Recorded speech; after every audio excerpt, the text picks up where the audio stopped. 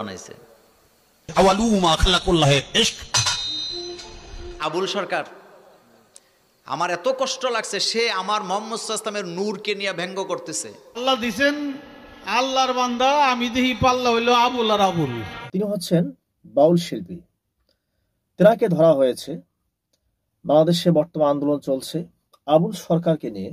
কিন্তু কেন, কি অপরাধ ছিল, কি মন্তব্য করেছেন, অবশ্য আপনারা শুরুতে একটু অংশ শুনেছেন, পুরোটাই শোনাবো। ধৈর্য সহকারে এই ভিডিওটি কন্টিনিউ করতে হবে। তো বাউল শিল্পী লালন সঙ্গীত, মাঝে মধ্যে তারা ইসলামকে নিয়ে এমনভাবে কটূক্তি করেন, আল্লাহ এবং রাসূলকে নিয়ে তারা বিভিন্নভাবেই কটূক্তি ব্যঙ্গাত্ম করেন। কিন্তু আমাদের মুসলমান রাষ্ট্রে 95% মুসলমানের দেশে এইভাবে ইসলামকে নিয়ে কটূক্তি করতেছে, কিন্তু আমরা সবকিছু মুখ বুঝে সহ্য করতেছি। এটা হচ্ছে সবচেয়ে হতাশাজনক বিষয়। আজকে বাউল শিল্পী আমি একটু যাচাই বাছাই করে দেখলাম, তারা প্রত্যেকটা সঙ্গীতেই এমন কিছু উদ্ভট মন্তব্য করতেছেন, অশ্লীলতা ছড়াচ্ছেন, যেগুলো শুনলে আপনি অবাক হয়ে যাবেন।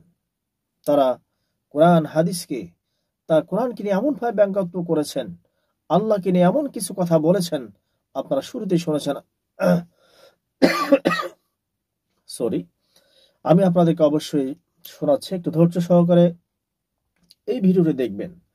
তা আমি তার আগে কেন কথাগুলো বলতেছি, এর উদ্দেশ্য হচ্ছে আপনাদেরকে অবশ্যই সচেতন হতে হবে।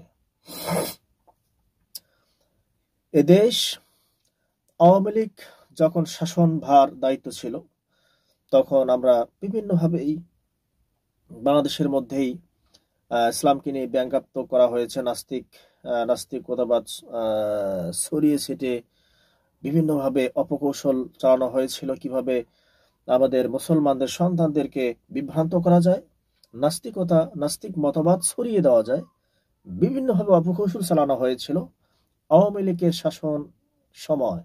কিন্তু ওরা তো ওই দেশ থেকে উৎখাট হয়ে গেছে, পালিয়ে গেছে।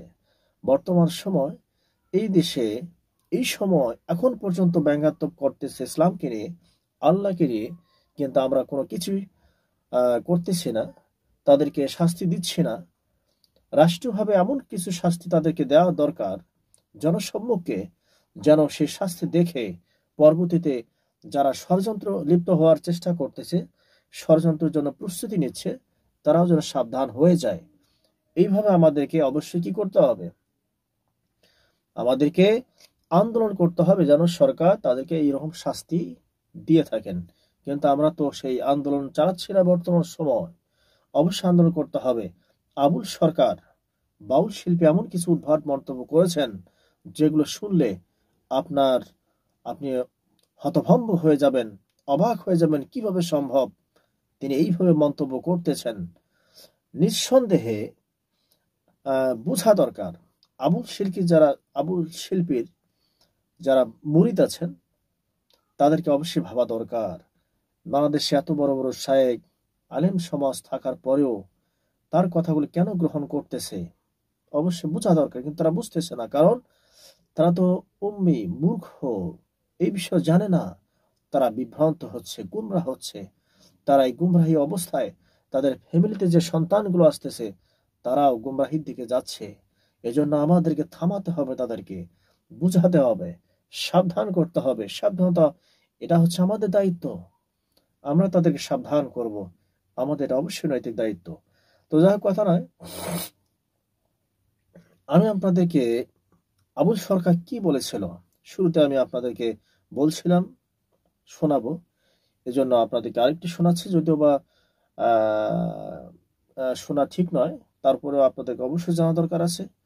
উদ্দেশ্য হচ্ছে আপনারা অবশ্যই প্রতিবাদ করবেন, তাদের বিরুদ্ধে প্রতিবাদ করবেন, তাহলে অবশ্যই তারা এই বিষয়গুলো থেকে সাবধান থাকবে। তো কথা না, আমরা চলে যাব সে কাঙ্ক্ষিত ভিডিও ক্লিপ দেখার জন্য। আবুল সরকার, আমার এত কষ্ট লাগছে, সে আমার মোহাম্মদ সাল্লাল্লাহু আলাইহি ওয়াসাল্লামের নূরকে নিয়ে ব্যঙ্গ করতেছে, সে কোরআনকে নিয়ে ব্যঙ্গ করতেছিল। আমি নিজে তার বক্তব্য শুনছিলাম। সে বলতেছে কোরআন এক একবার এক এক কথা বলে, একবার বলে আউয়ালুমা খালাকাল্লাহু তাআলা নূরি, আরেকবার বলে কি, আরেকবার বলে কি, সে তার মতো করে ব্যাখ্যা দিয়ে যাচ্ছে আল্লাহ নাকি একবার কইছে আমি প্রথমে ফেরেশতা বানাইছি, আবার কইছে আমি নিজে আমার নূর বানাইছি, আর একবার নাকি আল্লাহ বলছে মুহাম্মদ সাল্লাল্লাহু আলাইহি ওয়াসাল্লামের নূর আগে বানাইছে। আওয়ালু মা খালাকুল্লাহ ইশক, প্রথম সৃষ্টি ইশক।